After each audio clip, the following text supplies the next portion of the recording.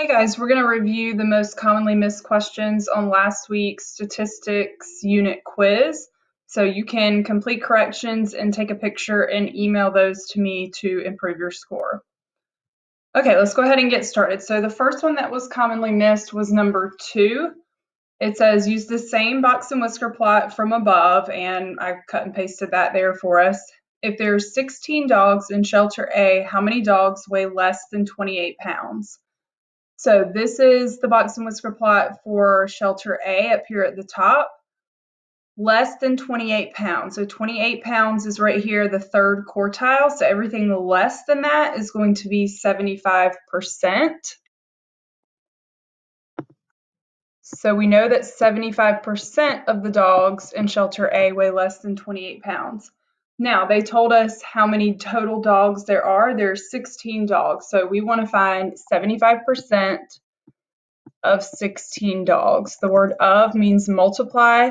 Depending on what type of calculator you have, you could put that in as 75%, or you could just put it in as a decimal, 0.75 times 16, and that's going to give us 12. So our answer would be B, 12 dogs.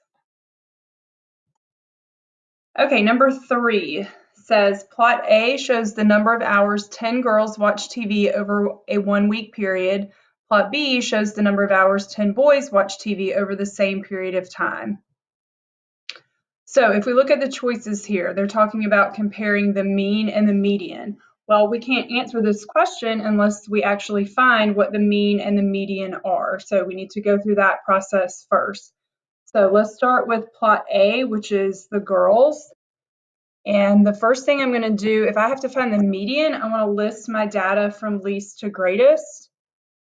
So we had 3 hours, then we had 2 4s, 2 5s, 2 6s, 2 7s, and a 10. So when we work our way to the middle to find the median, we end up with 2 numbers in the middle. So that means the median is going to be 5.5.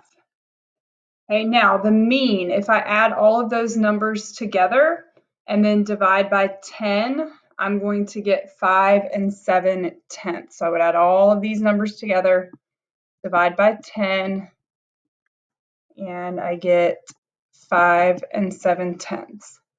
Okay, now let's move on to plot B, which was for the boys.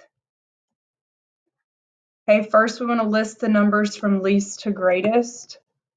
So that's going to be 3, then there were 2 4s, 3 5s, 3 6s, and 1 7. So the median is going to be these 2 numbers here, which is going to give us 5. And the mean, when you add all of those numbers together and divide by 10, we're going to get 5 1/10. So this is group A. Here's our important information we need. This is group B. And here's the information that we need. So for group A, the median was 5.5. The mean was 5.7. For group B, the median was 5, and the mean was 5 1/10. Okay, so let's look at our choices here. So if we're comparing the mean and the median, it looks like choice I is going to be the correct one. It says both the mean and median are greater for plot A than for plot B. Well, that's true because 5.5 is greater than 5 for the median, and then 5 7/10 is greater than 5 1/10. So I is going to be our correct answer there. Okay, the next one we're going to look at is number 5. And it says, which statement below is true for the mean absolute deviation, or MAD, for the following city? So they've given us some temperatures here for each one.